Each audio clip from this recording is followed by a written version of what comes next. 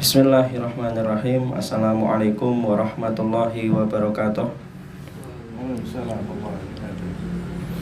Innal hamdalillah nahmaduhu wa nasta'inuhu wa nastaghfiruh wa na'udzu billahi min syururi anfusina wa sayyiati a'malina. Man yahdihillahu fala mudhillalah wa man yudlil fala hadiyalah. Asyhadu an la ilaha illallah wahdahu la syarikalah wa asyhadu anna Muhammadan abduhu wa rasuluhu la nabiyya ba'dah. Allahumma salli ala Muhammad wa ala ali Muhammad kama sallaita ala Ibrahim wa ala ali Ibrahim wa barik ala Muhammad wa ala ali Muhammad kama barakta ala Ibrahim wa ala ali Ibrahim fil alamin innaka Hamidum Majid. Qala Allah Ta'ala fil Qur'anil Karim, a'udzu billahi minasy syaithanir rajim. Ya ayyuhalladzina amanu taqullaha haqqa tuqatih wa la tamutunna illa wa antum muslimun.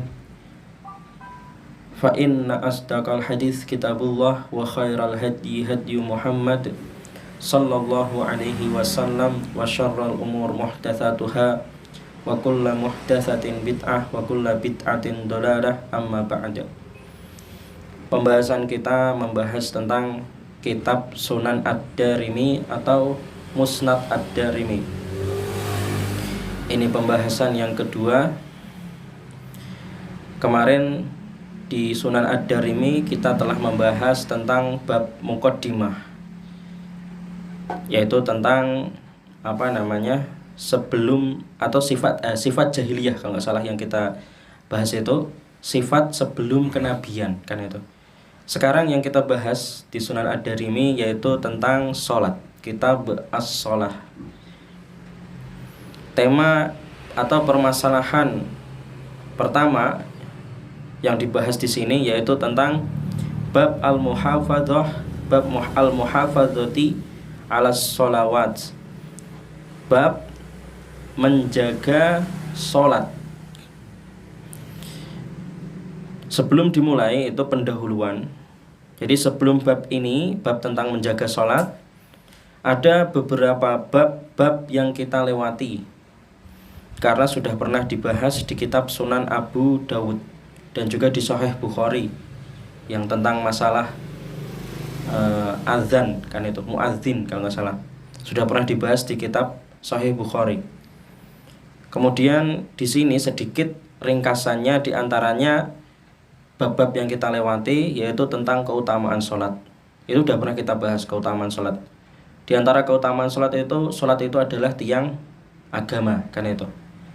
Disebut itu Rasul Amri, hal yang paling utama itu adalah al-Islam. Rasul Amri, pokoknya kan itu, kepalanya kan itu, segala urusan kan itu adalah Islam kan itu maksudnya iman.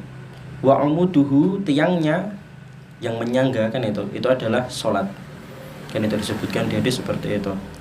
Kemudian di hadis yang lain disebutkan sholat itu buniyal islamu ala khamsin, Islam didirikan atas 5 hal kan itu, yaitu diantaranya syahadatain kan itu, kemudian menegakkan sholat dan yang lainnya, rukun Islam kan itu diantara keutamaan sholat. Kemudian diantara keutamaan sholat apa selain itu? Sholat itu adalah mukaffiratul dzunub kan itu, penghapus dosa kan itu. Jadi antara sholat satu subuh ke sholat duhur itu menghapuskan dosa-dosa.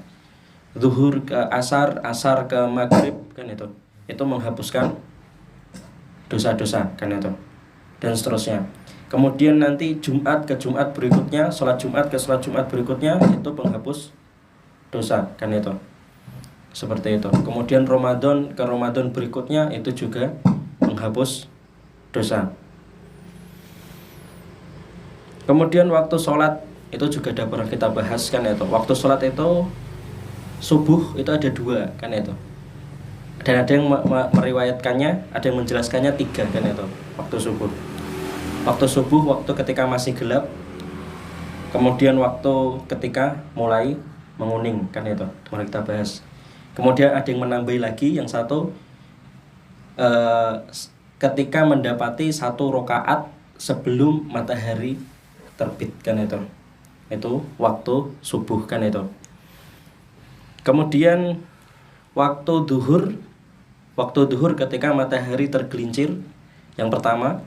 Kemudian waktu yang kedua, waktu duhur itu ketika matahari bayangan itu sama dengan bendanya kan itu. Jadi duhur punya 2 waktu kan itu.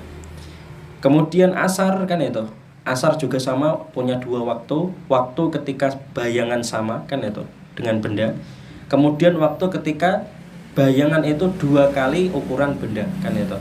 Itu waktu asar kan itu. Ya kan? Duhur punya 2 waktu, asar punya 2 waktu kan itu. Dan duhur dan asar itu punya waktu yang namanya waktu mustarokah kan itu. Atau waktu yang bersamaan kan itu. Waktu yang bersamaan, yaitu antara ketika bayangan itu sama dengan benda, sama. Ini juga waktu duhur, ini juga waktu asar kan itu. Kemudian maghrib waktunya ada berapa? Maghrib cuma ada 1 waktu kan itu. Waktunya yaitu ketika matahari terbenam kan itu. Dan nggak boleh diakhirkan kan itu. Makruh mengakhirkan maghrib itu makruh. Mengakhirkan asar itu makruh kan itu. Udah pernah kita bahas kan itu. Isya punya 2 waktu. Diajarkan itu Rasulullah. Waktu ketika rona merah menghilang kan itu. Ketika gelap. Kemudian waktu ketika pertengahan malam yang awal, yang pertama. Pertengahan malam yang pertama. Kemudian azan udah pernah kita bahas kan itu. Muadzin dan semuanya udah kita bahas. Iqomah juga udah pernah kita bahas kan itu. Menjawab azan, kemudian doa setelah azan di Sahih Bukhari itu pernah kita bahas kan itu. Kemudian sunnah mengakhirkan zuhur kan itu. Ini juga pernah kita bahas. Sunnah mengakhirkan sholat duhur ketika panas kan itu ada sunnahnya.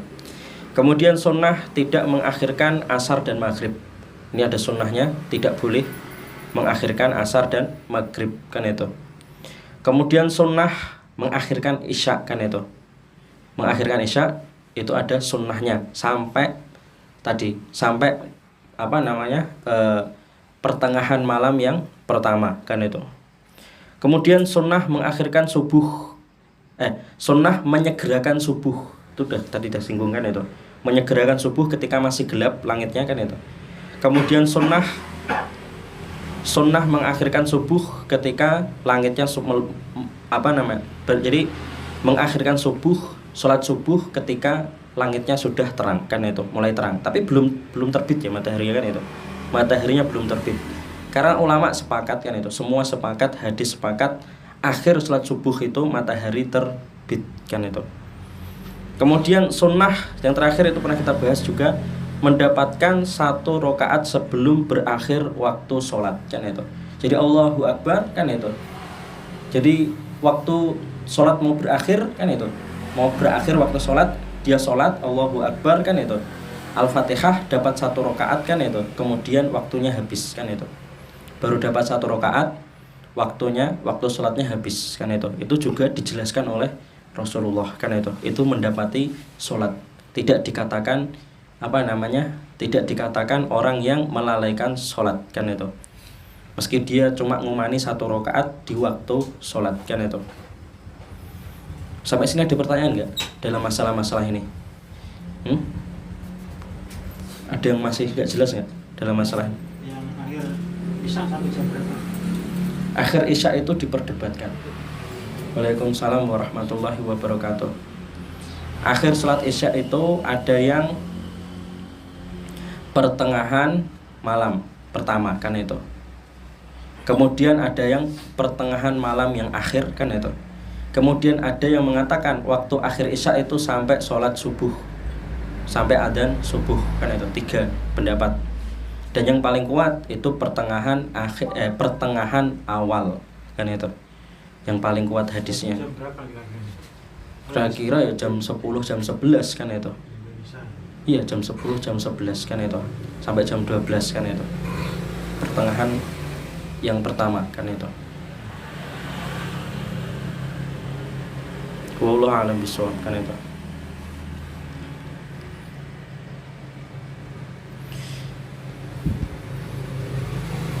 Tuh, hadisnya berapa ya? Nomor hadisnya salah ya. Benar apa sih?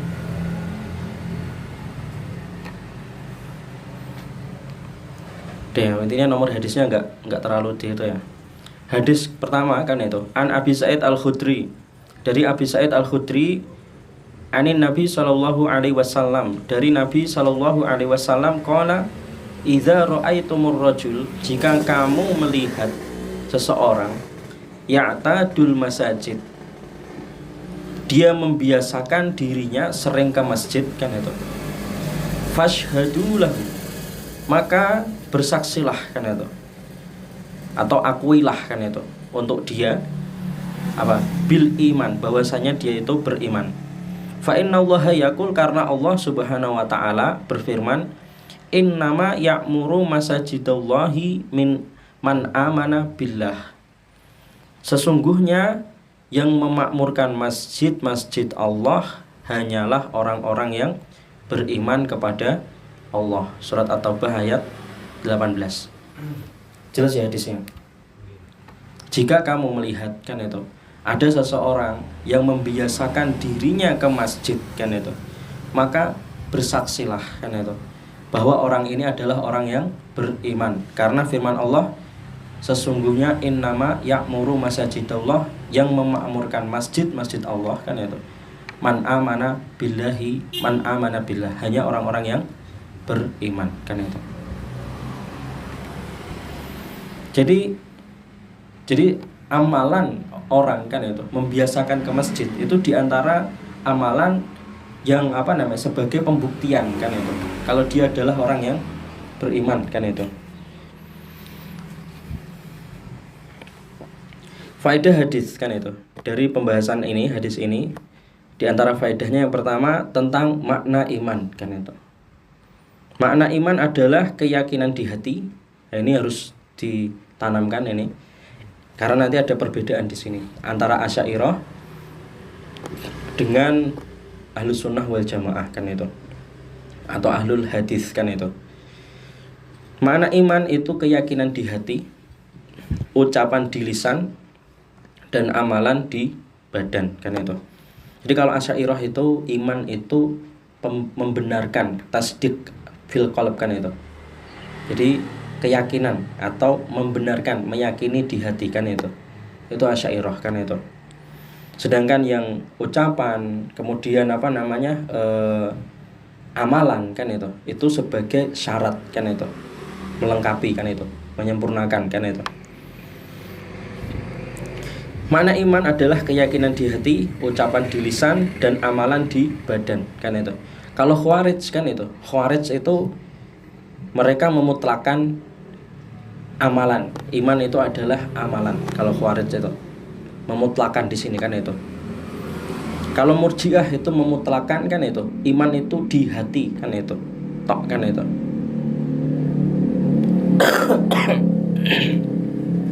Beda di situ.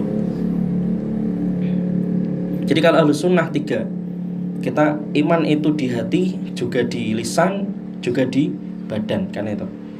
Jadi kita nggak hanya memutlakan amalan saja, atau nggak memutlakan hati saja, atau nggak memutlakan lisan saja, tapi tiga-tiganya kan itu. Jadi di situ ada iman. Jadi orang kufur itu bisa kan itu, dengan lisan bisa kufur, dengan hati bisa kufur, dengan amalan itu bisa kufur kan itu. Paham? Ini yang membedakan di sini orang Khawarij, Murji'ah, Asy'ariyah di sini. Jadi kalau Murji'ah yang bisa mengkafirkan itu hanya amalan apa? Hati tok kan itu.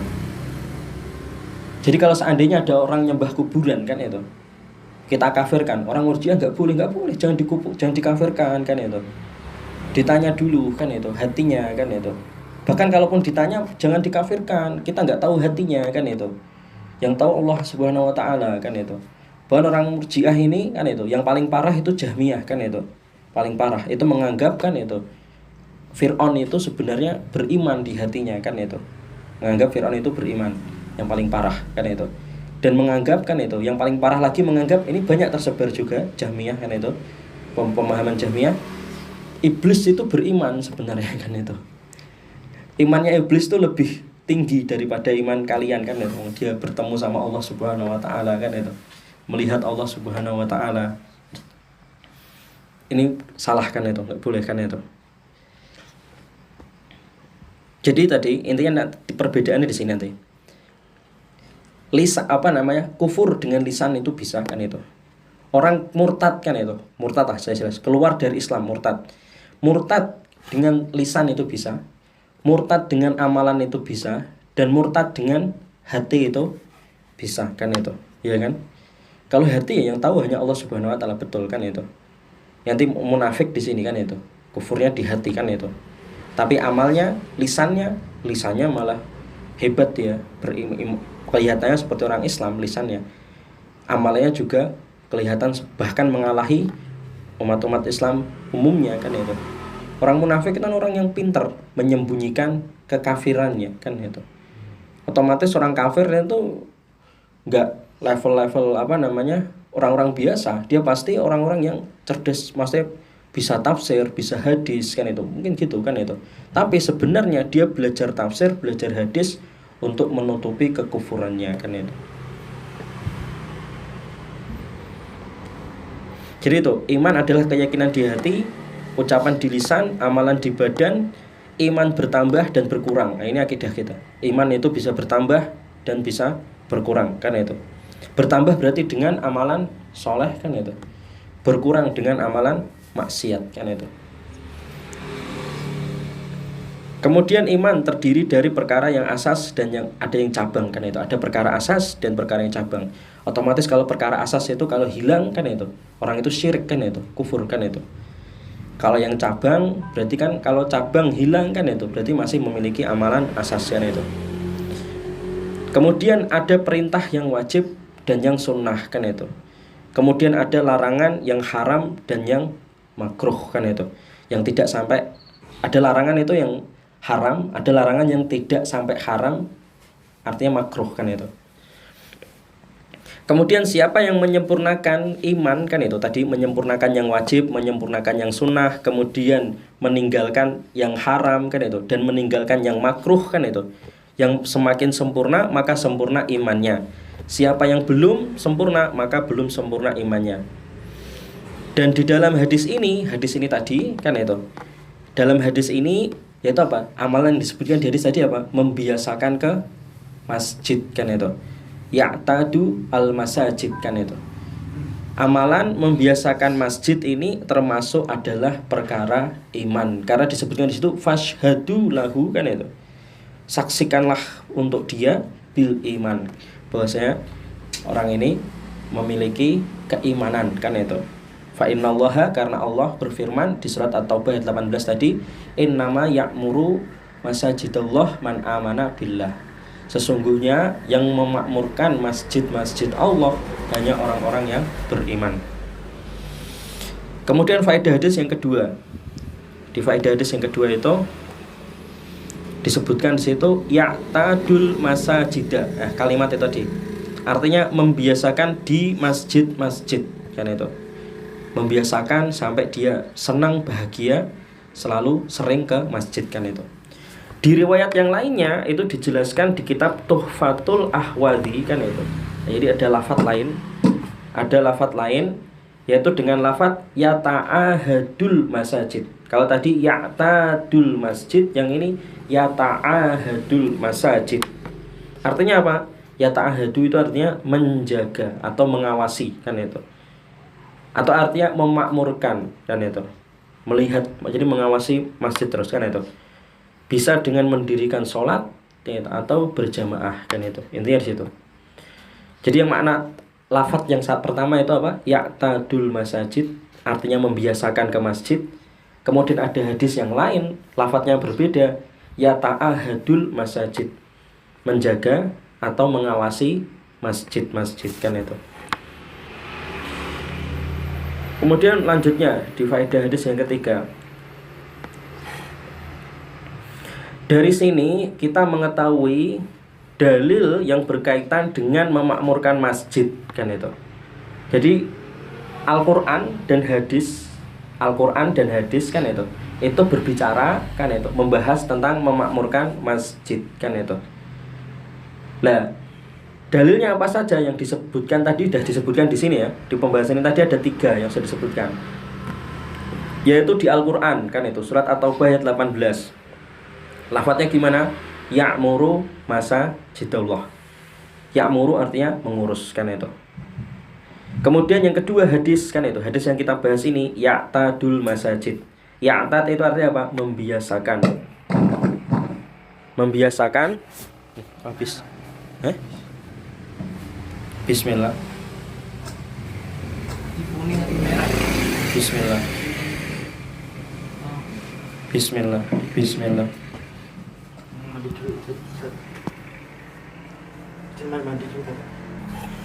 Jadi saya ulangi lagi ya. Dari sini kita mengetahui dalil yang berkaitan dengan memakmurkan masjid. Di antaranya tadi sudah disebutkan firman Allah Al-Qur'an, ya'muru masajidallah. Artinya mengurus masjid kan itu. Kemudian di hadis tadi ya'tadul masajid, artinya membiasakan ke masjid kan itu. Kemudian yang di hadis lagi ketiga yata'ahadul masajid, artinya menjaga. Jadi inti memakmurkan masjid, nah ini yang dibahas ini. Makna memakmurkan masjid itu artinya apa? Di antaranya maknanya adalah mengurus, kemudian membiasakan ke masjid kan itu. Kemudian menjaga masjid. Bisa dengan sholat sendirian maksudnya kan itu. Atau sholat berjamaah kan itu. Atau dengan majelis taklim kan itu. I'tikaf, kemudian dengan berzikir kan itu. Dan termasuk juga memberi pewangian di masjid kan itu. Kalau punya uang kan itu, beli parfum kan itu, taruh di karpet masjid kan itu sunnah kan itu, syariat kan itu, disyariatkan. Kemudian membersihkan masjid kan itu, menerangi masjid kan itu, listrik, bayar listrik untuk masjid atau memasang listrik untuk masjid kan itu, membelikan lampu kan itu juga termasuk di dalam ini ya'muru masajidallah atau ya'tadu al-masajid atau yata'ahadu al-masajid kan itu, mengairi masjid kan itu, ya kan, memperbaiki masjid dan mendirikan masjid. Ini masuk semua dalam arti memakmurkan masjid kan itu. Jadi memakmurkan masjid itu tidak hanya sholat berjamaah saja, itu yang salah kaprah kan itu. Yang hanya memahami memakmurkan masjid itu sholat berjamaah tok terus sudah kan itu kurang, nggak tepat kan itu. Artinya memakmurkan masjid itu nggak hanya sholat berjamaah kan itu, sholat sendirian di situ kan itu juga termasuk memakmurkan masjid. Menghidupkan majelis ilmu di masjid kan itu juga memakmurkan masjid kan itu. Dan tapi intinya gini, masjid itu dikatakan makmur kan itu selama ada kegiatan sholat berjamaah kan itu, atau ada azan kan itu. Ada yang mengatakan minimal azan kan itu, ada azan, ada sholat Jumat kan itu dikatakan masjid itu makmur kan itu. Sholat Jumat, azan 5 waktu, kemudian sholat berjamaah, itu dikatakan makmur masjid kan itu.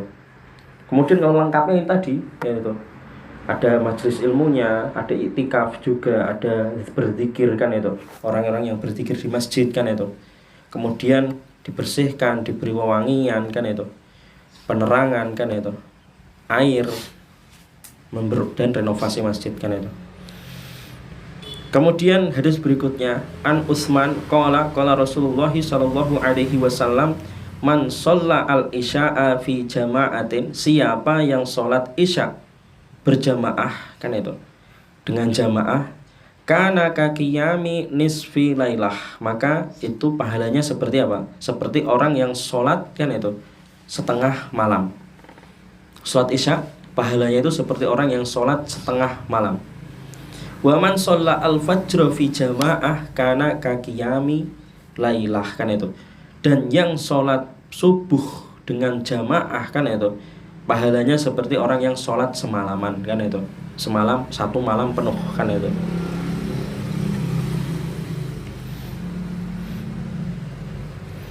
Ini menjelaskan hadis ini keutamaan sholat kan itu berjamaah kan itu, terutama sholat subuh dan sholat isya. Ini keutamaan orang yang menjaga sholat kan itu, sholat berjamaah kan itu. Kemudian di pembahasan berikutnya, bab tentang istihbabi as-sholah fi awalil waktu. Bab tentang diutamakannya sholat di awal waktu kan itu, sholat di awal waktu. Abu Amrin Asy-Syaibani yaqulu, dia berkata, haddatsani sahibu hadhihi dar, telah meriwayatkan kepadaku kan itu pemilik rumah ini, wa auma'a biyadihi, dan dia mengisyaratkan ke ila dari Abdillah, mengisyaratkan ke menunjuk rumahnya Abdullah. Abdullah di sini itu maksudnya adalah Abdullah bin Mas'ud. Annahu, bahwasanya Ibnu Mas'ud sa'alan Nabi sallallahu alaihi wasallam, dia bertanya kepada Nabi sallallahu alaihi wasallam, nah, ayyul amal afdal kan itu. Dia bertanya, ya Rasulullah kan itu, apa amalan yang paling afdal, utama, atau ahabbu ilallah kan itu, apa amalan yang paling dicintai Allah kan itu, apa amalan yang paling utama, yang paling dicintai Allah Subhanahu wa taala.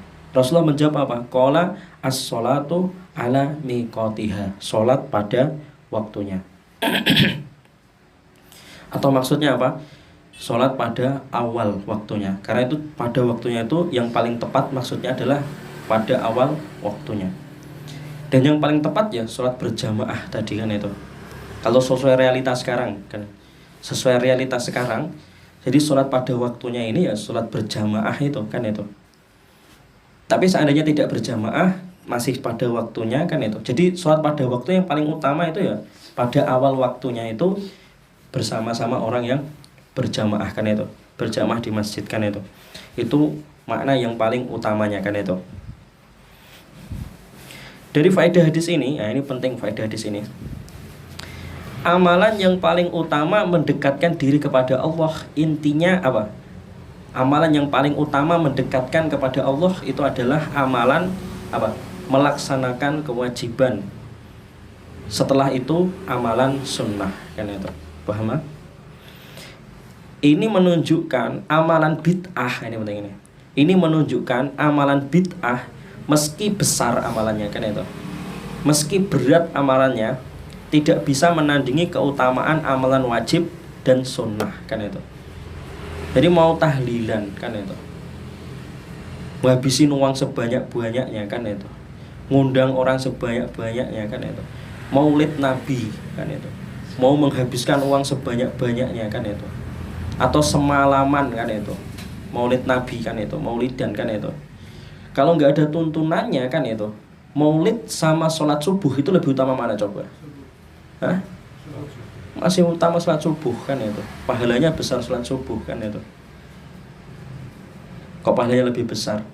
Malah maulid itu sia-sia kan itu, tepatnya dikatakan sia-sia, bid'ah kan itu, kesel tok untuk kan itu, untuk emak katanya rame tok, seneng-seneng tok kan itu, dapatnya gitu kan itu.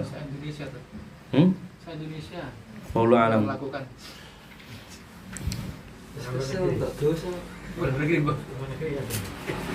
Jadi ini penting ini.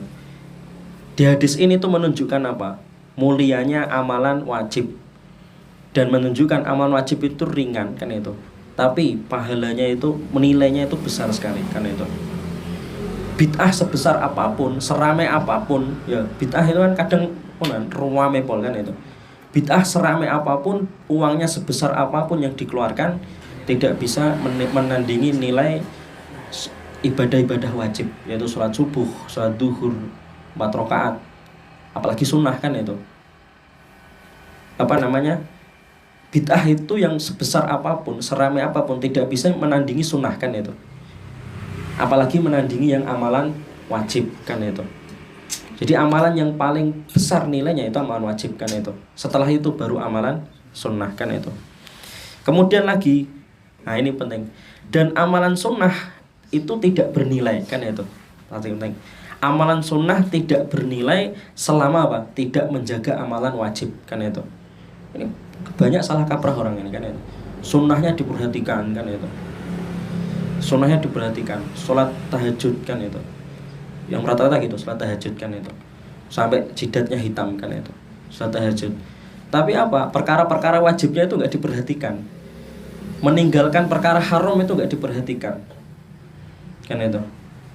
Tapi maksudnya ya jangan putus asa gitu, intinya gitu.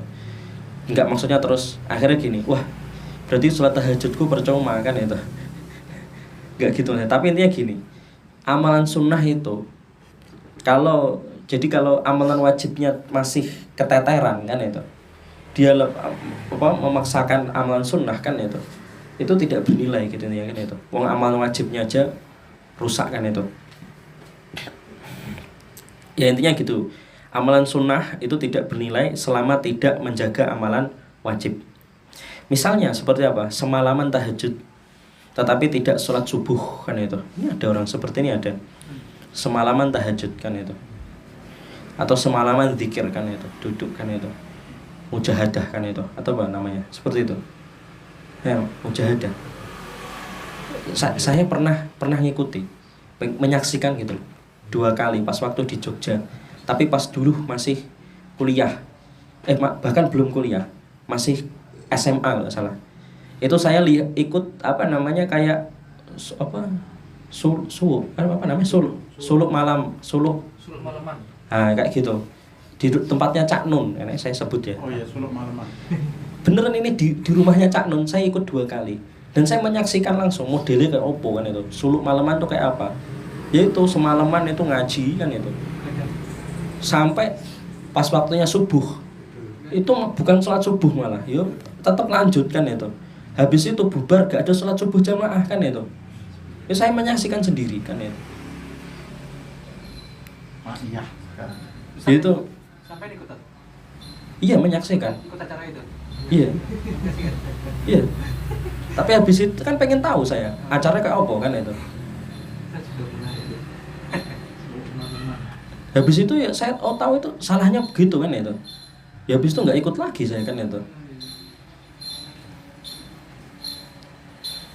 Ya itu contoh, kan itu. Semalaman, kan itu. Memperhatikan amalan sunnah, kan itu. Tetapi tidak apa namanya. Wah, bahkan itu bukan sunnah itu. Wong itu ada musik-musiknya. Suluk malaman itu ada musik-musiknya, diiringi alat musik, kan itu. Sampai subuh, kan itu. Tujuannya apa itu? Ya kayak pengajian, kan itu. Tapi tidak sesuai sunnah, kan itu. Tidak sesuai syariat. Bahkan tidak sesuai syariat. Banyak bertentangan dengan syariat. Ikhtilat, campur-campur laki-laki perempuan, kan itu. Pokoknya banyak bertentangan dengan syariat, kan itu. Dan saya ngomong itu nggak ngomong ngawur, kan itu. Ngarang gitu loh. Memfitnah, bukan memfitnah Cak Nun. Saya nyaksikan langsung, tahu, kan itu. Makanya saya nggak ngada-ngada, nggak fitnah, kan itu. Itu bukan fitnah, bukan gibah, kan itu. Tapi memperingati orang, kan itu salah. Suluk malaman itu, kan itu. Di antara saya tadi tak sebutkan, kan itu. Semalaman pas subuh itu adzan subuh, tak kira itu di apa namanya takhir gitu. Ngebarke kajian saya habis nanti sholat subuh bareng jamaah, kan itu. Bareng itu bar acara itu gak ada sholat subuh jamaah. Itu sholat subuh bar. Iki, Nanti ada. apa? Ponorogo depannya Hotel Safin. Tapi ini mungkin pray. Oh. PPKM. Atau contoh yang lainnya, kan itu. Anis, Bang Anis. Ya. Habib Anis. Atau contoh yang lainnya, contoh yang lainnya semalaman tahajud tapi ketika paginya, kan itu tidak taat pada suaminya, kan itu. Atau semalaman tahajud tetapi tidak taat kepada orang tua. Ini banyak ya. Perempuan-perempuan, kan itu. Sholat tahajud, kan itu. Tapi kepada suaminya nggak taat, kan itu. Coba perhatikan. Sholat tahajud itu hukumnya apa?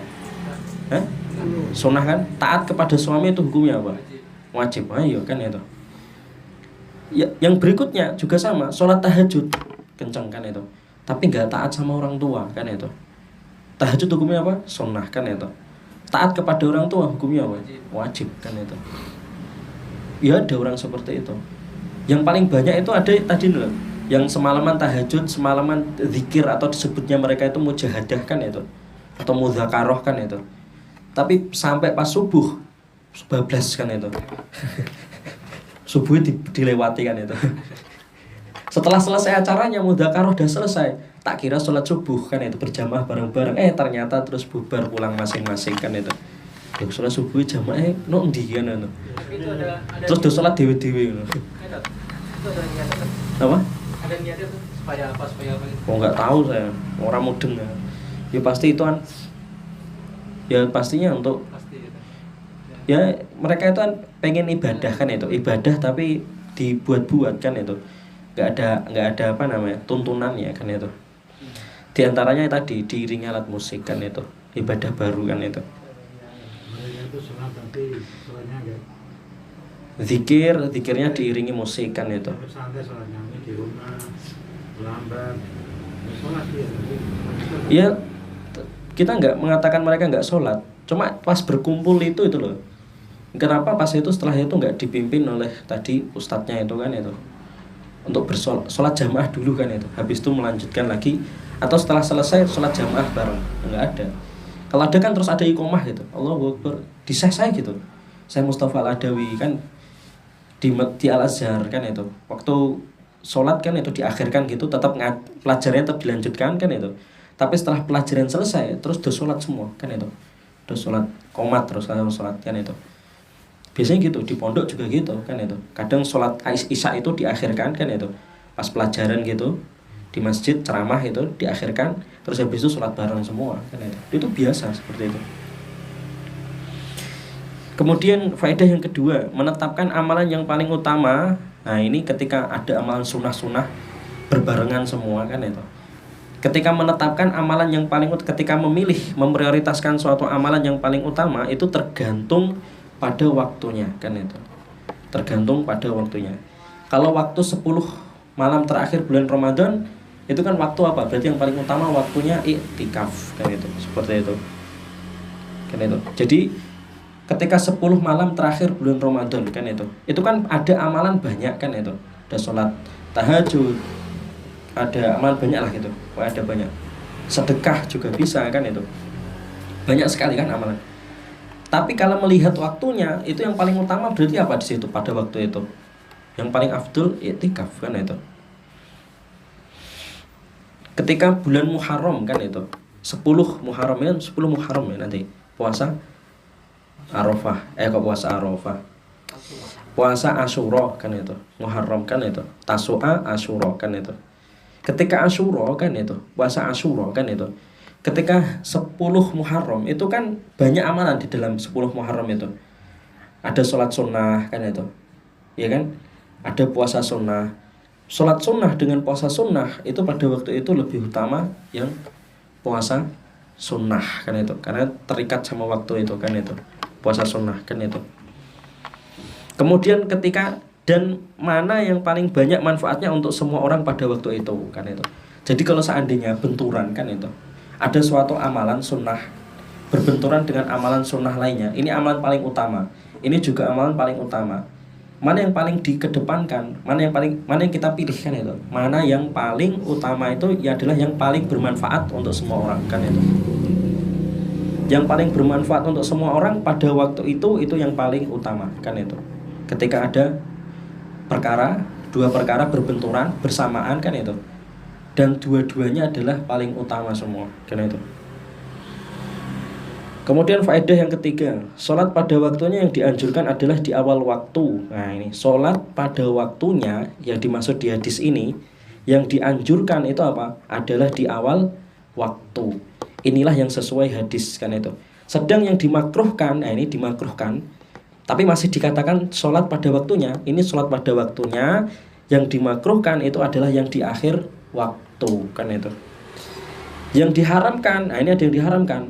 Yang diharamkan adalah yang apa? Sholat di luar waktu tanpa udzur. Penting kan itu, ya kan? Yang diharamkan itu sholat di luar waktu tanpa uzur kan itu, nggak ada uzur kan itu. Sedangkan yang dibolehkan atau ditoleransi atau rukhsah kan itu apa? Adalah sholat di luar waktu bagi yang memiliki uzur kan itu, atau ketiduran, atau lupa kan itu. Lupa maksudnya lupa yang tidak sengaja kan itu. Dan intinya apa? Jangan sampai tidak sholat, itu intinya di sini. Intinya dalam pembahasan ini ada inti pembahasannya itu maksudnya apa? Jangan sampai kita meninggalkan sholat, intinya gitu. Kalau tidurnya tuh sampai lewat waktu sholat. Iya kan dibahas tadi. Udah dibahas tadi ini kan itu. Berarti meninggalkan sholat ya? Enggak dikatakan meninggalkan sholat Enggak masuk yang masuk kategori meninggalkan sholat itu yang apa? Tidak sholat kan itu, meninggalkan sholat itu.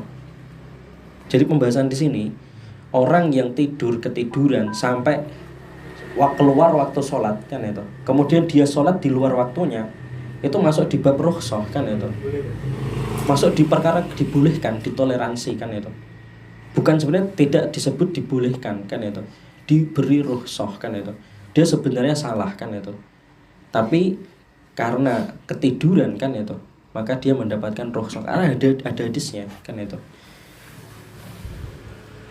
Nanti insya Allah ada pembahasan sendiri itu, masalah itu, tentang orang yang tidur atau lupa tidak sengaja sholat kan itu, ada pembahasan sendiri. Sampai ada yang bertanya, sahabat, kalau berkali-kali gimana kan itu, gitu lagi kan itu. Ya sesuai hadis itu kan itu. Hadis itu kalau ketiduran atau lupa tidak sengaja kan itu, kemudian dia ingat sholat kan itu, maka dia harus mengqadoknya kan itu, mensolatinya kan itu, ketika dia ingat kan itu.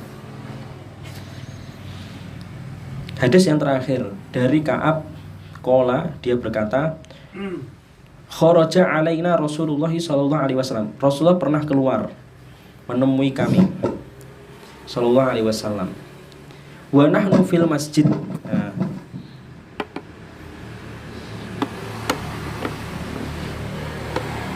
Merah sih.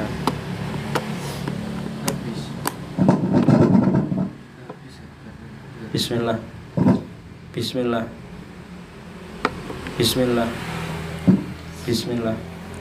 Dah, lanjut aja. Dari Ka'ab qala,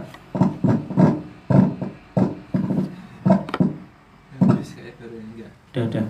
Bisa. Dari Ka'ab qala, beliau berkata, kharaja alaina Rasulullah sallallahu alaihi wasallam. Rasulullah pernah keluar menemui kami sallallahu alaihi wasallam. Wa nahnu fil masjid, dan kami ketika itu sedang di masjid. Sab'atun minna, ada jumlahnya 7 orang.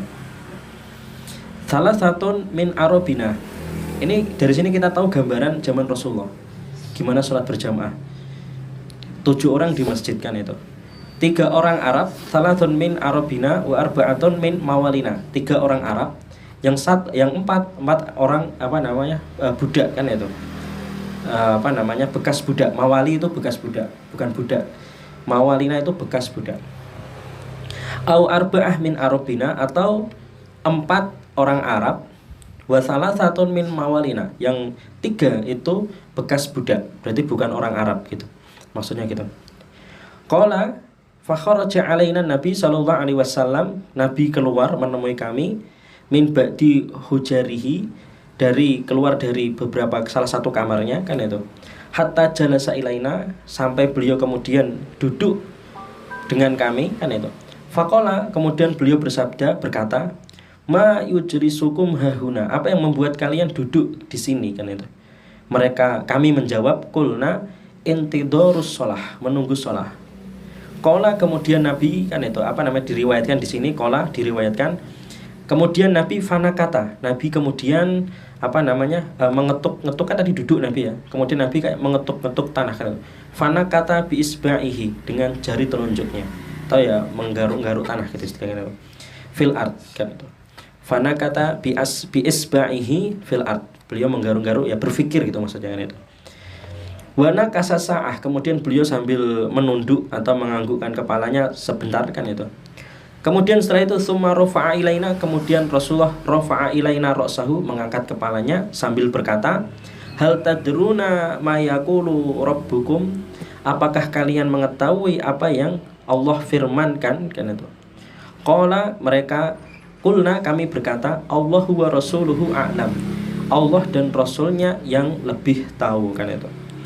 Qala, kemudian diriwayatkan Rasulullah bersabda, innahu yaqulu, Allah subhanahu wa ta'ala berfirman, man sholla, barang siapa yang sholat, as-sholata liwaktiha, barang siapa yang mengerjakan sholat pada waktunya, fa'aqama haddaha, dan menjaga batasnya, tidak sampai keluar waktu, ya kan itu.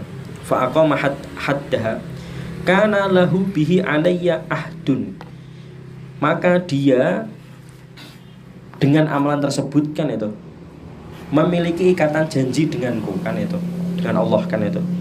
Apa janjinya? Udkhiluhul jannah, aku akan memasukkannya ke surga, kan itu. Kemudian Allah berfirman lagi, waman lam yusalli sholata liwaktiha, dan barang siapa yang tidak sholat pada waktunya, kan itu, walam yukim haddaha, dan tidak menjaga batasannya, kan itu, lam yakun lahu indi ahdun, maka dia tidak memiliki ikatan janji denganku. In syi'tu, jika aku mau, aku berkehendak, jika aku mau berkehendak, adkhaltuhun nar, aku akan memasukkannya ke neraka.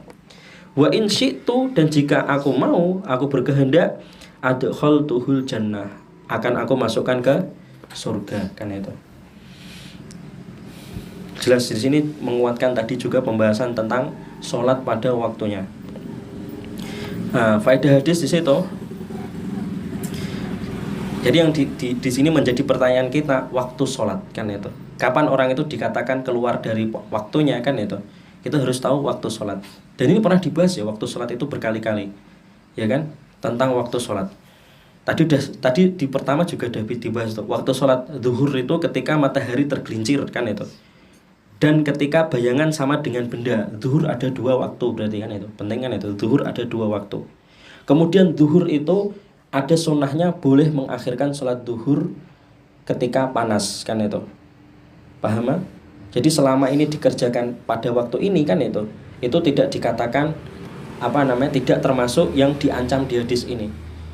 Tidak sholat pada waktunya. Jadi waktu zuhur itu ada 2 tadi, kan itu. Ketika matahari tergelincir. Yang kedua ketika ketika bayangan sama dengan bendanya. Kemudian yang ketiga itu boleh mengakhirkan waktu zuhur, diakhirkan sholat di akhir waktu, kan itu. Ketika apa? Panas, kan itu. Kemudian kalau dimasukkan lagi hadis yang tadi, satu lagi, kan itu, ada lagi kan. Jadi sholat 1 rakaat sebelum waktu berakhir, kan itu. Itu juga masih mendapatkan waktu sholat pada waktunya, waktu zuhur, kan itu. Kemudian waktu asar itu ketika bayangan sama dengan benda, kan itu. Dan ketika bayangan 2 kali ukuran benda, kan itu. Dan asar ini penting, asar itu beda dengan zuhur. Asar itu tidak boleh mengakhirkan waktu, tidak boleh mengakhirkan sholat, kan itu. Atau tidak boleh sholat di akhir waktu, kan itu tidak boleh. Maksudnya apa? Sholat ketika mendekati matahari terbenam, kan itu nggak boleh, kan itu. Boleh ketika ada uzur, kan itu. Kalau nggak ada uzur nggak boleh mengakhirkan waktu asar, kan itu. Hujan masuk uzur tadi ya? Hujan termasuk uzur, kan itu. Kemudian maghrib 1, waktunya 1. Maghrib ketika matahari terbenam. Kemudian maghrib itu tidak boleh diakhirkan juga, kan itu. Makruh, kan itu. Nggak boleh diakhirkan, kan itu.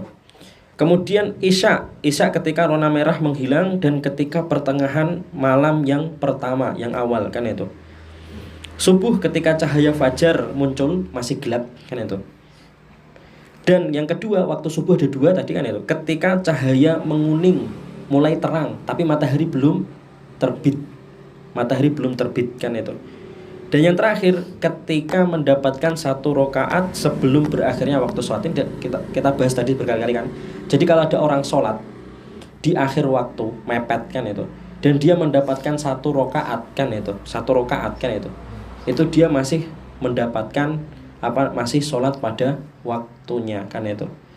Lah masalah mengakhirkan tadi, ada yang tidak boleh, kan itu, mengakhirkan kecuali kalau ada uzur kan itu. Paham? Ah? Paham. Tapi kalau di bab sholat subuh, jadi intinya gini, mengakhirkan sholat itu intinya nggak boleh kecuali kalau ada uzurnya kan itu. Duhur tadi mengakhirkan karena apa? Panas kan itu. Kalau panas boleh kan itu. Kemudian asar nggak boleh dan nggak ada sunnahnya kan itu, nggak dijelaskan, nggak ada keterangan mengakhirkan sholat asar itu nggak ada kan itu. Isya itu ada keterangan. Jadi kalau yang ada keterangan tentang mengakhirkan sholat itu di sholat duhur, kemudian sholat isya, kemudian sholat subuh kan itu. Di sholat subuh 3 ini. Yang nggak ada itu di asar dan maghrib, yang nggak ada keterangan tentang mengakhirkan. Jadi rata-rata sholat asar itu langsung segera sholat kan itu. Kemudian pas maghrib itu segera sholat karena waktunya itu sedikit sekali kan itu. Asar sama maghrib itu waktunya sedikit sekali. Sedangkan kalau duhur itu ada keterangan mengakhirkan sholat duhur, ada keterangan ketika panas. Kemudian isya itu ada hadisnya kan itu sampai pertengahan malam kan itu yang pertama kan itu. Kemudian kalau subuh itu sampai tadi terang langitnya tapi mataharinya belum terbit kan itu, sebelum matahari terbit. Atau sholat mendapatkan 1 rakaat kan itu sebelum matahari terbit kan itu masih dikatakan sholat pada waktunya. Wallahu a'lam bishawab kan itu. Dan dari penjelasan ini kan itu, dari penjelasan ini menjelaskan kan itu ada sholat sendiri, ada sholat berjamaah kan itu juga kan itu, dan dijelaskan kan itu. Dan sholat berjamaah tadi sudah dijelaskan keutamaannya. Berjamaah isya itu seperti apa tadi, pahalanya seperti orang yang sholat setengah malam kan itu. Kalau sholat subuh itu seperti orang yang sholat 1 malam semalaman kan itu, berjamaah kan itu. Wallahu a'lam bishawab kan itu. Sampai sini ada yang ditanyakan. Kalau orang yang sholat 40 hari di awal waktu tuh terhindar dari munafik, benar nggak? Nifak, munafik gitu. Apa? Sholat yang 40 hari di awal waktu, maka orang itu termasuk orang yang terhindar dari munafik. Oh maksudnya selama 40 hari berturut-turut ya, di awal waktu terus. Di awal waktu terus kan itu. Wallahu a'lam bishawab. Enggak tahu saya. Wallahu a'lam bishawab. Terhindar dari yang berjamaah. Wallahu a'lam bishawab. Ya pasti kalau orang sholat di awal waktu ya pasti orang mukmin kan itu, orang beriman.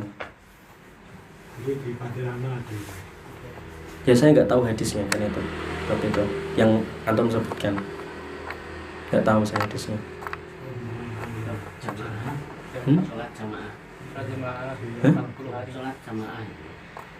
Ya sholat jamaah orang beriman kan itu.